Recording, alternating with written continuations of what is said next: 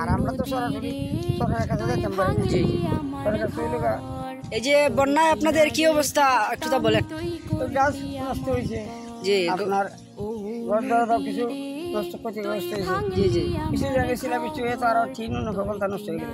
জি এবং কি করা উচিত এই এখন বন্যার? কি করা উচিত তো যে নির্মাণ করা কেমনে, আমার এত একটা জি বলেন। নষ্ট হয়েছে।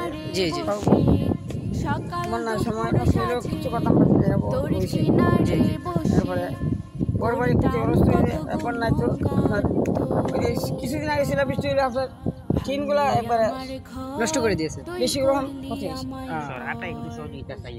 সহযোগিতা চাইলে সরকার তো আর দিব ইনশাল্লাহ, সরকারের কইলে তো দিব, পুরা মানুষ তো মিলে না। আর আমরা তো সরাসরি সরকারের কাছে যেতাম পারি না। জি জি সরকার তৈরি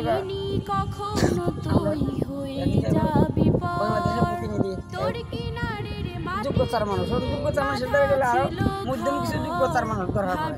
আমরা তো একবারে দুর্বল। জি বন্ধুরা দেখতে পাচ্ছেন যে বন্যায় অনেক দুর্গত মানুষদের এই অবস্থা। এই দেখেন বাড়িঘরের হাল অবস্থা। কি করা উচিত সরকারের কাছে বিনীত অনুরোধ যাতে এই দুর্যোগপূর্ণ মানুষদের একটু সাহায্যের হাত বাড়িয়ে দেয়, এটাই আমার কাম্য। ধন্যবাদ চাচা, ধন্যবাদ তোমাদের সময় দেওয়ার জন্য। সালাম আলাইকুম। শেষে বন্ধুরা ভারতের তীরবর্তী এলাকার মানুষ কিরকম আছে তাদেরকে দেখার জন্য 2022 সালে যে ভয়ঙ্কর রূপ ধারণ করেছে 2024-এ একই অবস্থা দেখা যাচ্ছে। দেখতে পাচ্ছেন এই বিশাল এলাকাটা পানির নিচে তলিয়ে গিয়ে নদীর অপার দেখতে পাচ্ছেন বাড়িঘর সব কিছু পানির নিচে তলিয়ে গিয়েছে। ছোট্ট দেখতে ঘর থাকুন বন্ধুরা। আপন বলে ভেবেছিলাম মানুষরা আসুক কিভাবে যত ঝড় তোর কিনারে থাকবে survive ভালো আমার ছোট্ট ঘর, কিন্তু এমন করলি কেন বল, আমার সাথে করলি বড় ছল, কিন্তু এমন করলি কেন বল, বিপদ সীমার আমার পরে এই সাথে যে প্লাবিত করলি বড় বেশি ছল। সময় লাগবে না এলাকা ঢুকতে। আমি তো ভাবিনি তোকে পর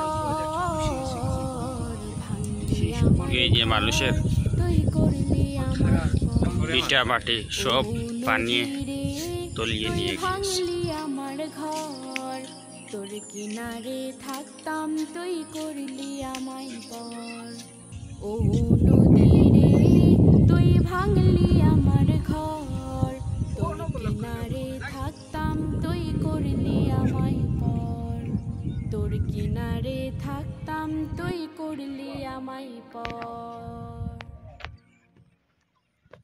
ও নদী রে তুই ভাঙলি আমার ঘর তোর কিনারে থাকতাম তুই করলি আমায় পর, ও নদী রে তুই ভাঙলি আমার ঘর তোর কিনারে থাকতাম তুই করলি আমায় পর, সকাল দুপুর সাঁঝে তোর কিনারে বসে, সকাল দুপুর সাঁঝে তোর কিনারে বসে করতাম কত গুণগান তো,